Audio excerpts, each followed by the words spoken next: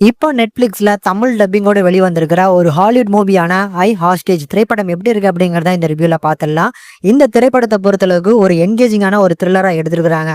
படத்தோட கதை என்ன அப்படின்னா, படத்துல வரக்கூடிய நம்ம ஹீரோ ட்ரெயின்ல டிராவல் பண்ணிட்டு வரும்போது அவரோட ஏர்பாட்ஸை மிஸ் பண்ணிடுறாரு. ஸோ இதனால ஆப்பிள் ஸ்டோர்ல போய் புதுசா ஒரு ஏர்பாட் வாங்கலாம் அப்படின்னு சொல்லி ஆப்பிள் ஸ்டோருக்கு போறாரு. அப்போ போனதுதான் ஒருவேளை நாளைக்கு வாங்கியிருக்கலாம் அப்படின்னு நினைச்சிருந்தா கூட அன்னைக்கு இந்த மாதிரியான பிரச்சனை எல்லாம் அவர் மாட்டிருக்க மாட்டாரு. ஏன்னா அந்த போற நேரத்துல கரெக்டா ஒரு ஆள் பாத்தீங்கன்னா அந்த ஆப்பிள் ஸ்டோரை ஒருத்தன் ஹைஜாக் பண்றான். ஒரே ஒரு நபர் துப்பாக்கி முனையில அங்க இருக்கக்கூடிய எல்லாருமே மிரட்டுறான். சோ வந்திருக்கக்கூடிய நபர் யாரு, அவனுக்கு என்ன வேணும், சோ இப்ப மாட்டிட்டு இருக்கக்கூடிய நம்ம ஹீரோ அண்ட் அந்த மேல் ஃப்ளோர் எல்லாம் மாட்டிட்டு இருக்கக்கூடியவங்க எல்லாம் எப்படி தப்பிச்சாங்க, இதுதான் கதை. So first of all ideology நல்லா இருக்கு. ஒரு ஆப்பிள் ஸ்டோரை பார்த்தீங்கன்னா ஹைஜாக் பண்ணுறது ஒரு புதுசான ஒரு கண்டென்ட். ஆனால் அது பார்க்கறதுக்கு ஓரளவுக்கு நல்லா தான் எடுத்துருக்குறாங்க. என்னன்னா, ஸோ இந்த ஹைஜாக் பண்ண ஆரம்பிச்சதுக்கப்புறம் அந்த பதட்டமான சுச்சுவேஷன் இருக்கும் பார்த்தீங்களா, அதுவே இழுன்னு இழுத்து ஒரு அரை மணி நேரம் அதுவே கொண்டு வந்து காமிச்சிட்டாங்க.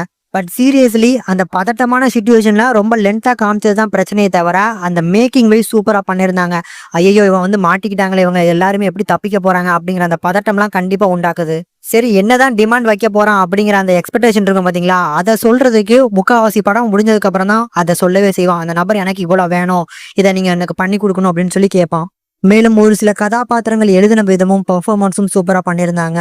ஸோ அந்த ஹைஜாக் பண்ணா பாத்தீங்களா அந்த நபர், மாட்டிட்டு இருக்கக்கூடிய நம்ம ஹீரோ, வெளியில இருக்கக்கூடிய ஒரு சில போலீஸ் ஆஃபீஸர், அதுக்கப்புறம் பாத்தீங்கன்னா ஸோ கான்வர்சேஷன் பேசுவாங்க, போலீஸ்ட டிமாண்ட் கேட்பாங்க பாத்தீங்களா, அந்த சைட்ல இருந்து ஒரு சில ஃபீமேல் கேரக்டர் பாத்தீங்கன்னா பேசும்.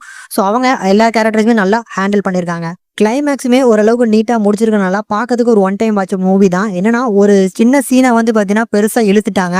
அந்த மாதிரி இழுக்காம படத்தை ஒரு 1.5 மணி நேரத்துக்குள்ள முடிச்சிருக்கலாம். பட் 1.25 மணி நேரம் வரணும் அப்படின்னு சொல்லி ஒவ்வொரு சீனையும் பாத்தீங்கன்னா ஒரு 2 நிமிஷம் பாத்தீங்கன்னா இழுத்து எடுத்திருக்காங்க. அதுதான் அந்த படத்துல ஒரு பெரிய பிரச்சனை. ஆனா பக்காவான ஒரு ஹோஸ்டேஜ் த்ரில்லர், கண்டிப்பா ட்ரை பண்ணி பார்க்கலாம். தமிழ் டப்பிங் நல்லா இருக்கு, டெக்னிக்கலி செம சவுண்டான படம் தான். நீங்க பாத்துட்டீங்க அப்படின்னா உங்களுக்கு பிடிச்சிருந்தா இல்லையா, நீங்க எவ்வளவு ரேஷியோ கொடுப்பீங்க அப்படிங்கறத மறக்காம கமெண்ட் செக்ஷன்ல கமெண்ட் பண்ணுங்க.